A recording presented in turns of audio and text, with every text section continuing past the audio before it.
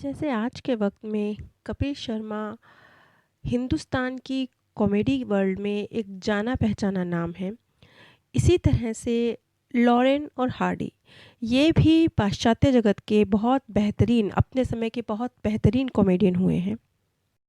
अब जैसा कि पिछली कई कड़ियों में हम इस चीज़ को जान समझ चुके हैं कि किस तरीके से डॉक्टर इयान और डॉक्टर सैम्बिक की रिसर्च चली पुनर्जन्म के केसेस को लेकर। हमने ढेर सारे इस तरह के केस हैं जिनका ज़िक्र किया है। अब इसी कड़ी को आगे बढ़ाते हुए डॉक्टर सैम्बिक और इयान ये लॉरेन और हार्डी ये दोनों जो कॉमेडियन हैं इनका रीबर्थ किस रूप में हुआ है, इस चीज़ को समझने के इच्छुक थे।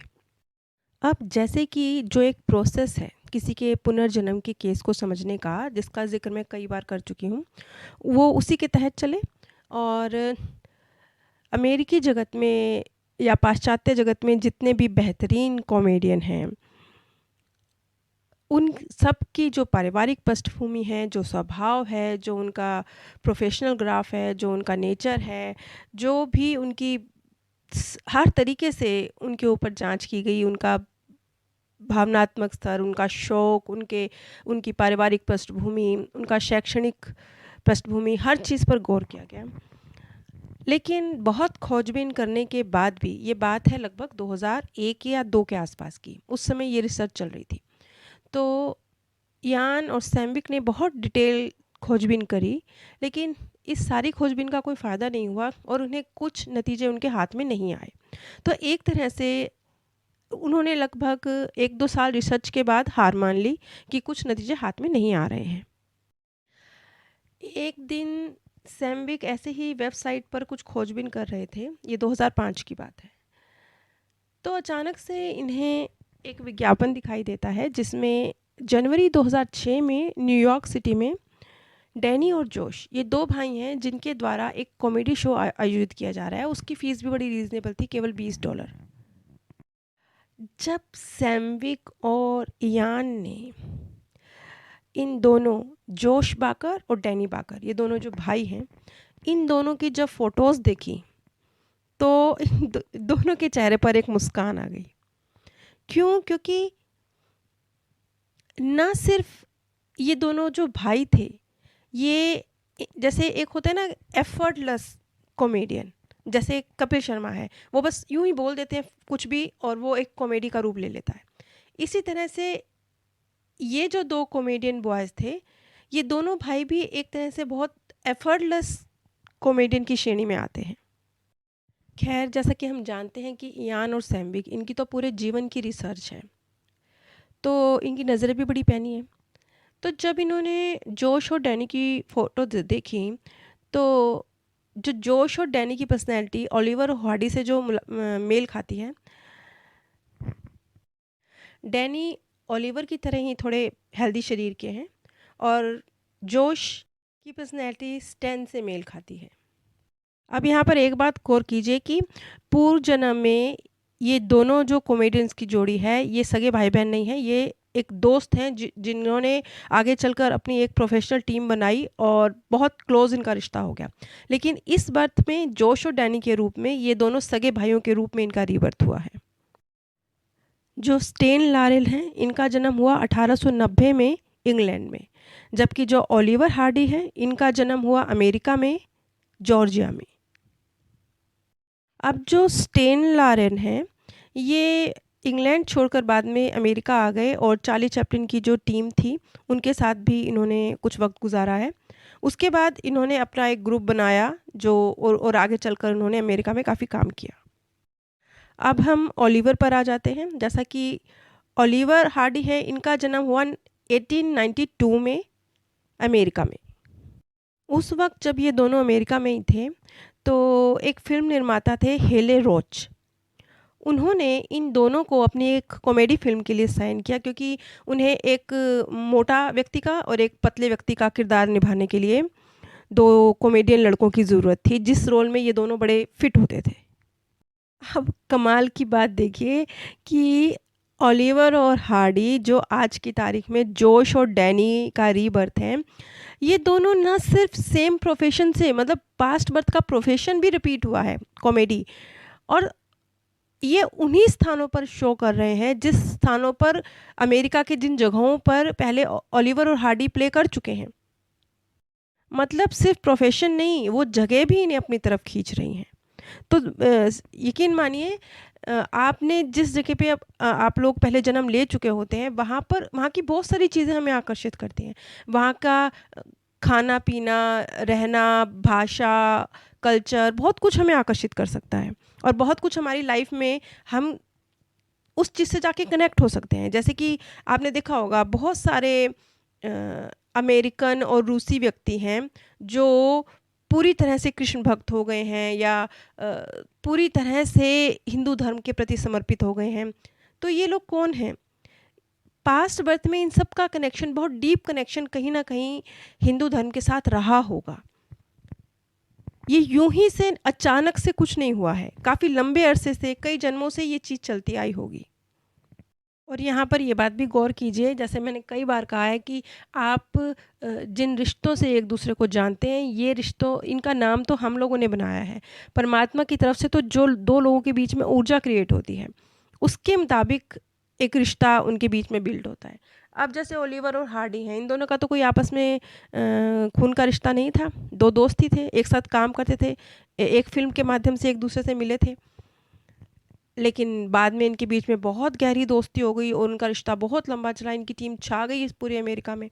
इसी तरीके से आज की तारीख में वो जो ऊर्जा थी दोनों के बीच में, दोस्तों के रूप में बड़ी प्रेममयी ऊर्जा, वो प्रेममयी ऊर्जा ट्रांसफ़र हुई आज के बर्थ में, वो दोनों सगे भाई बनकर उन्होंने रीबर्थ लिया। खैर, अब इस केस की जाँच आगे बढ़ाने के लिए डैनी और जोश के साथ एक मुलाकात भी ज़रूरी थी। तो सैमविक ने फॉर द न्यू सिटी वहाँ फ़ोन किया और जोश और डैनी का जो शो होने वाला था उसके टिकट खरीद लिए। जब इयान और सैमविक की मुलाकात हुई जोश और डैनी से और उन्होंने उनसे बातचीत की, तो सबसे पहले तो इन दोनों बाकर भाइयों ने पुनर्जन्म के नाम में कोई इंटरेस्ट नहीं दिखाया, क्योंकि उन्होंने साफ कहा कि हम तो पुनर्जन्म के नाम जैसी किसी चीज़ के बारे में हमें तो पता ही नहीं है। लेकिन फिर भी आप जो बातें कर रहे हैं, इन्होंने इयान और सैमविक से कहा कि आप जो बातें कर रहे हैं हमें वो बहुत इंटरेस्टिंग लग रही हैं, क्योंकि जो हमारा कॉमेडी का जो कैरियर है उसमें लॉरेन और हार्डी, इन दोनों का बहुत अहम रोल रहा है। हम दोनों इन दोनों के बहुत बड़े प्रशंसक रहे हैं। अब देखिए, यहाँ पर जोश और डैनी, जो कि एक तरह से पुनर्जन्म को मानते ही नहीं हैं, उन्हें डॉक्टर सैमविक और इयान की इस रिसर्च में कोई इंटरेस्ट ही नहीं है, लेकिन जब उन्होंने लॉरेन और हार्डी का नाम लिया तो उनके लिए ये बात मायने रखती थी। लॉरेन और हार्डी उनके लिए कोई सामान्य पर्सनैलिटी नहीं है, ये उनके पूरे व्यक्तित्व पर हावी है, इस तरह की एक पर्सनैलिटी है। तो उन्होंने सैमविक और इयान से बातचीत प्रारंभ करी। और यहाँ पर एक और कमाल की बात है कि ये दोनों कोई ऐसे वैसे प्रशंसक नहीं हैं, ओलिवर और हार्डी के बहुत बड़े प्रशंसक हैं। यहाँ तक कि डैनी के पास जो ओलिवर हार्डी हैं, उन्होंने एक फ़िल्म थी वे आउट वेस्ट। इस फ़िल्म में उनका एक डांस सॉन्ग था जिसमें उन्होंने इस ड्रेस को पहना था। तो वो ड्रेस मतलब कितना कितना हावी है उनकी पर्सनैलिटी, इस पे ध्यान दीजिए कि कितनी महंगी रही होगी, उन्होंने एग्जीबिशन में ख़रीदी होगी। तो उन्होंने ओलिवर और हार्डी की ये जो एक पैंट थी, उस पैंट को उन्होंने ना सिर्फ बहुत महंगा ख़रीदा डैनी ने, बल्कि इतनी प्यारी थी उन्हें वो पैंट, उन्होंने उसको अच्छी तरह से फ्रेम करा के अपने बेडरूम की दीवार पर लटकाया हुआ था। बस इतनी सी बात से आप समझ गए होंगे कि क्या अहमियत रही है डैनी और जोश के जीवन में ओलिवर और हार्डी की। इसके अलावा डैनी के पास ओलिवर हार्डी का, जो शायद उन्हें किसी फ़िल्म में पहना होगा, एक पूरा सूट भी था, जो उनको इतना प्यारा था कि उन्होंने अपने घर में एक मैनीक्विन रखा हुआ था और उसको वो सूट पहनाया हुआ था। सिर्फ ओलिवर नहीं, बल्कि स्टेन ने भी एक फ़िल्म में एक जैकेट पहनी थी, वो भी इन दोनों भाइयों के पास थी और उसको भी इन्होंने बहुत संभाल के अपने घर में फ्रेम करके रखा हुआ था। यहाँ पर इस बात पे गौर कीजिए कि जिस वक्त सैमविक और इयान ने डैनी और जोश के साथ संपर्क किया, उस वक्त तक अमेरिकी कॉमेडी वर्ल्ड में इतना नाम नहीं था जोश और डैनी का। और इस फ़ील्ड में, कॉमेडी की फ़ील्ड में जो इन 2 भाइयों का नाम हुआ है, ये 2005 के बाद हुआ है। यानी जिस वक़्त तक ये इंटरव्यू लिया गया, जिस वक़्त तक इस रिसर्च को अंजाम दिया गया, उस वक़्त तक वो कॉमेडी की दुनिया में नए-नए थे। अब आप खुद सोचिए कि इस बात की क्या संभावना हो सकती है कि 2 अनजान लेकिन बहुत महत्वाकांक्षी हास्य कलाकार, और ये कोइंसिडेंट है कि एक तरफ तो सैम्बिक ये रिसर्च निकाल के बता रहे हैं कि वो लॉरेन और हार्डी का पुनर्जन्म है, दूसरी तरफ इन दोनों भाइयों को भी लॉरेन और हार्डी के अंदर बेइंतहा दिलचस्पी है। उनकी हर चीज़, उनकी कलाकृति, उनकी पूरी बायोग्राफी से वाकिफ़ हैं, उनकी बहुत बड़े प्रशंसक हैं, उनकी चीज़ों की जब एग्ज़िबिशन लगती है तो वो तक परचेज़ करते हैं। तो ये क्या मामूली बात है? ये क्या सामान्य सा कोई कोइंसिडेंट है? नहीं, बिल्कुल नहीं। ये कोई सामान्य संयोग नहीं है। अब किस तरीके से ये केस आगे बढ़ता है और क्या-क्या नई-नई चीज़ें इसमें निकल के आती हैं, इसका ज़िक्र मैं अगली कड़ी में करूँगी। और अगली कड़ी का लिंक भी मैं इसी वीडियो के नीचे डिस्क्रिप्शन बॉक्स में शेयर करूँगी।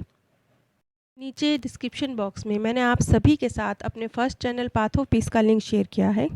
पाथ ऑफ पीस पर भी मृत्यु के बाद की दुनिया के संबंध में जो सत्य तथ्यों पर आधारित, सत्य अनुभवों पर आधारित रिसर्च हुई हैं, उसके आधार पर वीडियोस बनाई जाती हैं। अगर आप मृत्यु के बाद की दुनिया के संबंध में सत्य जानकारी प्राप्त करना चाहते हैं तो आप एक बार मेरे first channel path of peace पर भी ज़रूर विजिट कीजिए। आप सभी पर परमात्म सौंदर्य, प्रेम और आनंद सदैव बरसता रहे। आप सभी दिव्य परम धाम में स्थान प्राप्त करें। जैसे